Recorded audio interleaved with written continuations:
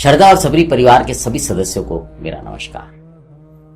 अक्सर हम में से बहुत सारे लोग समय समय पर ऐसा महसूस करते हैं कि जो हमारे मन में चल रहा है वो बाबा जान रहे हैं, सुन रहे हैं और उसका समाधान भी दे रहे हैं।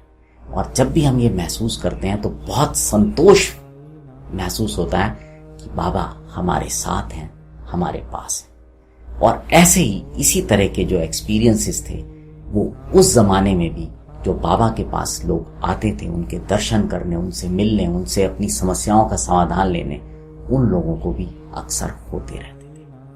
आज का जो प्रसंग सुनाने जा रहा हूं वो ऐसा ही एक प्रसंग है और ये प्रसंग मैंने साईं लीला मैगजीन 1923 अंक 3 से लिया है।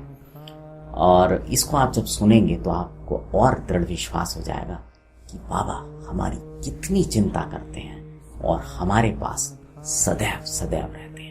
और अगर कहीं कमी होती है तो कमी सिर्फ हमारी होती है, हम स्वयं ही जब बाबा से दूर चले जाते हैं। इस प्रसंग को सुनाने के दौरान हमने कुछ चित्र इस्तेमाल किए जो मैं नहीं जानता किसने खींचे, किसने बनाए, लेकिन बाबा से प्रार्थना करूंगा कि बाबा सदैव उन पर और उनके परिवार पर अपनी कृपा और आशीर्वाद बनाए रखें, क्योंकि उनके माध्यम से हम अपने कार्यक्रम को और रोचक तरीके से आपके सामने प्रस्तुत कर पाते हैं।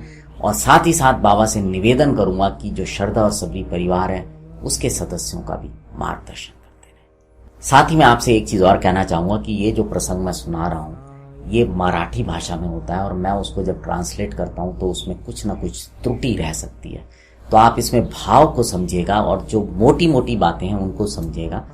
तो इसलिए अगर कोई गलती हो तो मैं क्षमा का प्रार्थी। तो आते हैं आज के प्रसंग पर। जब बाबा शिरडी में रह रहे थे तो धीरे धीरे लोगों वहां पर आके रहने लगे जो बाबा से प्रेम करते थे। ऐसे ही एक मुस्लिम डॉक्टर भी शिरडी आकर रहने लगे, उनका बाबा से बहुत लगाव था। एक बार की बात है कि जब वो वहां रहते रहते कुछ समय हो गए तो उनको जलगांव से एक फौजदारी मुकदमे के लिए नोटिस आया। और जैसा कि होता है मुकदमे का जब नोटिस आता है तो कोई भी आदमी जो है घबरा जाता है, तो वो डॉक्टर साहब भी घबरा गए और वो बाबा के पास गए। तो क्योंकि उनको जब पहुंचना था तो अगर वो आज निकलते तो कल पहुंचते। उस समय डिस्टेंसेस भले जगह छोटी थी लेकिन डिस्टेंसेस जो थे वो ज्यादा थे।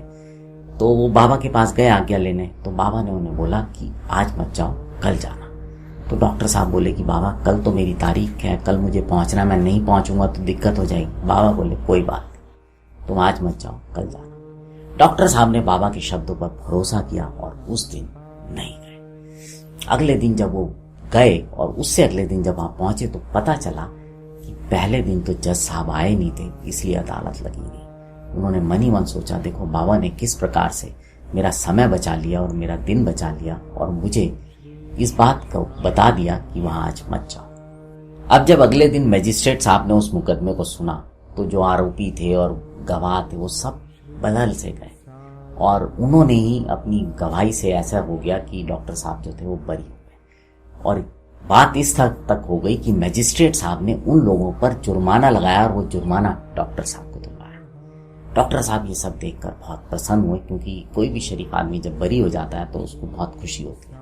और इसी खुशी खुशी में वो शिरडी आए और बाबा के लिए पेड़े लेकर आए। और जब वो शिरडी पहुंचे बाबा के पास तो उन्होंने देखा कि बाबा मुस्कुरा रहे हैं, जैसे कि कह रहे हो कि कुछ मत बोलो, मुझे सब पता है। डॉक्टर साहब ने पेड़े खुशी खुशी सब में बांटे और कहीं ना कहीं डॉक्टर साहब ने अपने आसपास जो लोग थे उनको बोला कि जब मेरा मुकदमा चल रहा था तो मुझे ऐसा लग रहा था कि जज साहब के साथ बाबा बैठे हैं। ये हो सकता है कि उनकी कल्पना हो या उनका बाबा के प्रति प्रेम और विश्वास हो, लेकिन मैं एक बात कहूंगा कि ऐसा कुछ भी नहीं है जो बाबा के लिए असंभव हो। कुछ भी कर सकते हैं अपने शिष्यों के लिए, अपने भक्तों के लिए जो बाबा से प्रेम करते हैं, उनके लिए वो किसी हद तक भी जा सकते हैं। अगर आपको ये प्रसंग अच्छे लग रहे हैं तो इनको मैं निवेदन करूंगा कि और भी लोगों के साथ साझा कीजिएगा। और मैं प्रयास करता हूं हर बार की कुछ नई चीज आपके पास लेके आऊं।